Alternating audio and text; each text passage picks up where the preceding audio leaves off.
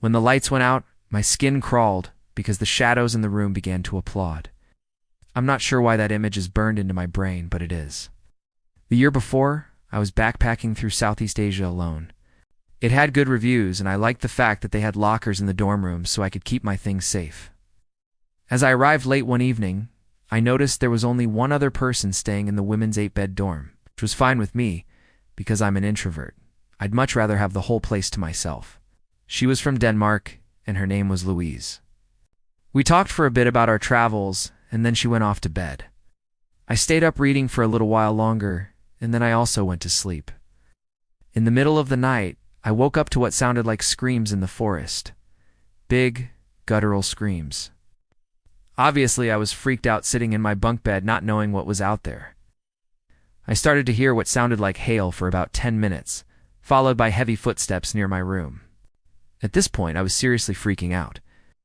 I don't know if you've ever stayed in a hostel before, but the walls are paper thin and the doors are made of glass, so I heard everything. Just as suddenly as it started, the commotion outside my door stopped. Maybe it was a wild animal. I just laid there listening intently, straining to hear anything else. When I finally fell back asleep, I was awoken again a few hours later to what sounded like screams in the forest once more. This time I didn't even bother trying to go back to sleep.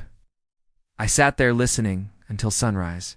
I decided to make the most of my day in Chiang Mai and headed out to explore the city. I visited temples, did some shopping, and relaxed in a park for a while. I was exhausted by the time the sun went down and headed back to the hostel. As I walked up to the entrance, I noticed that all of the glass doors leading into the rooms were shut. This was weird because during the day they were always open. I walked into the women's common room to find another girl from the dorm room getting ready for bed. I asked her if she knew why all of the doors were closed, and she replied, "You can't leave the doors open at night. There's too many creeps around." I thanked her for the info and headed back to my room. Once inside, I noticed that the glass door was closed and locked. No wonder I couldn't get in earlier. I opened the flimsy wooden door and got into my bed. About 10 minutes later, I heard commotion outside of my door again. Heavy footsteps and whispering. Now that I was awake, I started to panic. What if it was a burglar? What if he was in my room right now? I kept my things in the locker. But obviously that wouldn't stop someone from rummaging through my bag. I couldn't see inside the locker because it was completely dark. The power must have gone out sometime after I went to bed.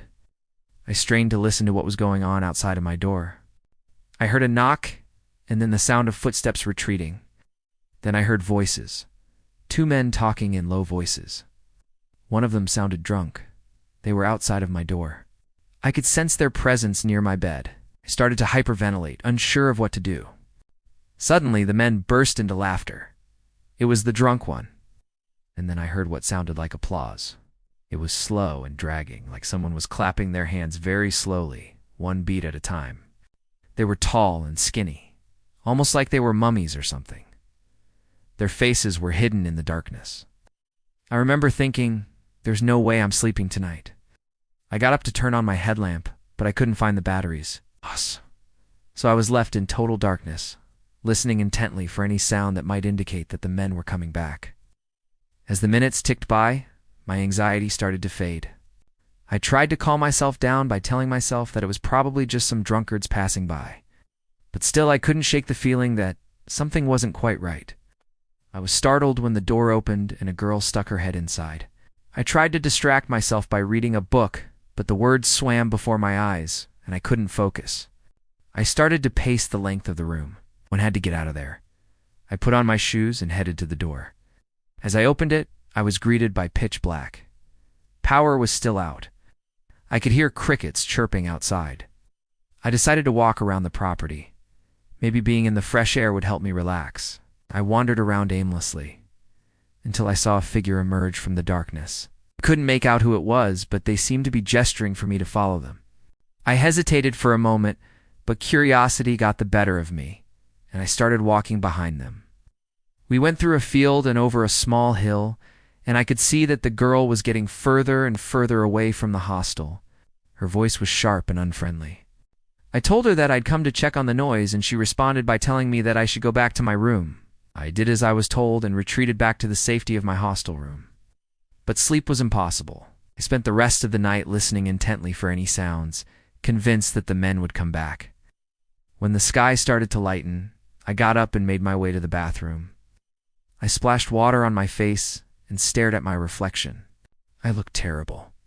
I was pale and my eyes were wide and terrified. After brushing my teeth, I walked past the mirror and turned to leave when I noticed something strange. Someone had drawn a smiley face on the wall in what appeared to be blood. I screamed and ran out of the bathroom. I couldn't believe what I was seeing. The smiley face stayed with me long after I left the hostel. When I told the staff about it, they just shrugged and said, "We'll take care of it." But I never did see them erase the smiley face. I packed up my things and left the hostel early, eager to get as far away as possible. Looking back, I'm embarrassed about how scared I was. But sometimes when I think about those slow claps in the darkness, I still get goosebumps. Let me know what you think happened in the comments below.